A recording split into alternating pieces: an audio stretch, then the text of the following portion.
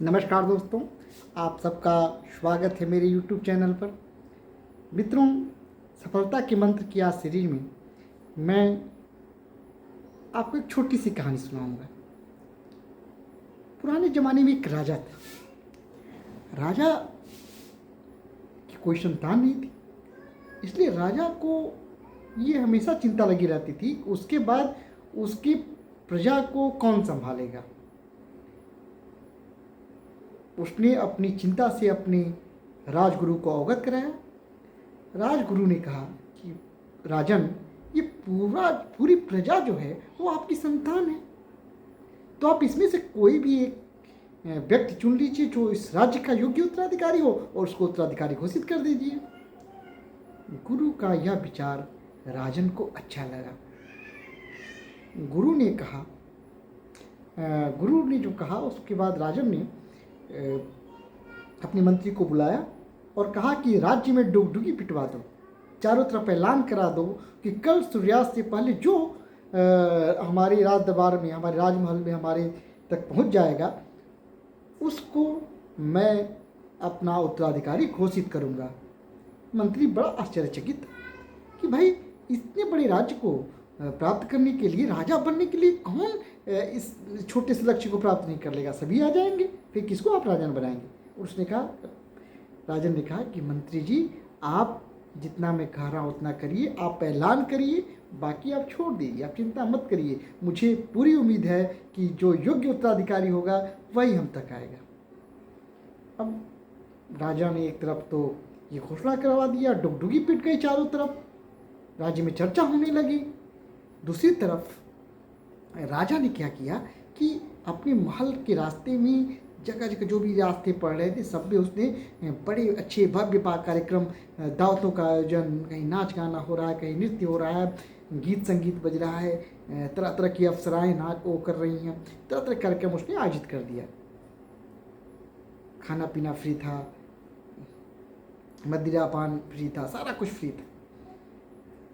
अब अगले दिन बहुत लोग चले तो बहुत लोग कि भाई हम राज्य को प्राप्त करेंगे और उत्तराधिकारी बनेंगे राजन का, लेकिन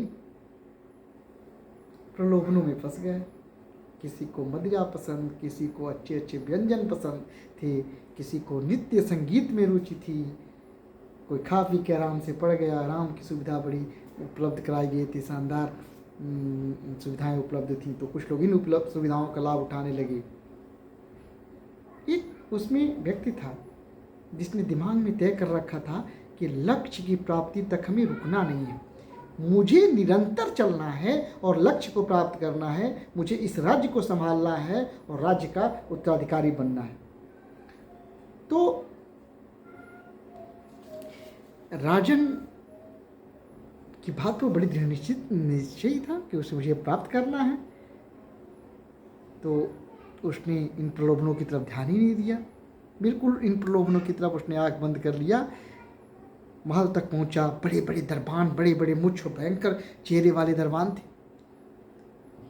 उनसे भी वो पार पाता हुआ और तरकीब निकालते हुए वो राजन तक पहुंच गया। एकमात्र व्यक्ति था जो राजमहल में राजा तक पहुंचा और राजन ने कहा यही हमारा उत्तराधिकारी है और उसे उत्तराधिकारी घोषित किया।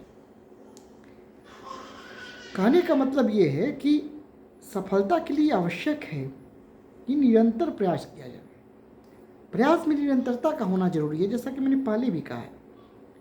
दूसरी तरफ प्रलोभनों से, सुविधाओं से हमें मुंह मोड़ना होगा। यदि हम प्रलोभनों में फंस जाएंगे, सुविधाओं की तरफ ही ध्यान देते रहेंगे, तो फिर हम सफलता प्राप्त नहीं कर पाएंगे। सफलता की राह में आलस्य, सुविधा, प्रलोभन, सुख सुविधा, ये सारी चीज़ बाधाएं हैं। निद्रा आएगी, हम पढ़ेंगे नहीं, अरे यार कल पढ़ लेंगे, कल अपने कोर्स को पूरा कर लेंगे, कल ये करेंगे। जब इस तरह की चीज़ें आएंगी, इन सब चीज़ों से यदि आप पार पा लेते हैं और निरंतर परिश्रम करते हैं, क्योंकि लेबर हैज नो ऑप्शन, परिश्रम का कोई विकल्प नहीं है, तो आप सफलता प्राप्त करेंगे। मुझे उम्मीद है दोस्तों कि आपको यह जानकारी अच्छी लगी होगी। यदि आपको ये जानकारी अच्छी लगी तो हमारी वीडियो को लाइक करें, सब्सक्राइब करें। धन्यवाद दोस्तों, नमस्कार।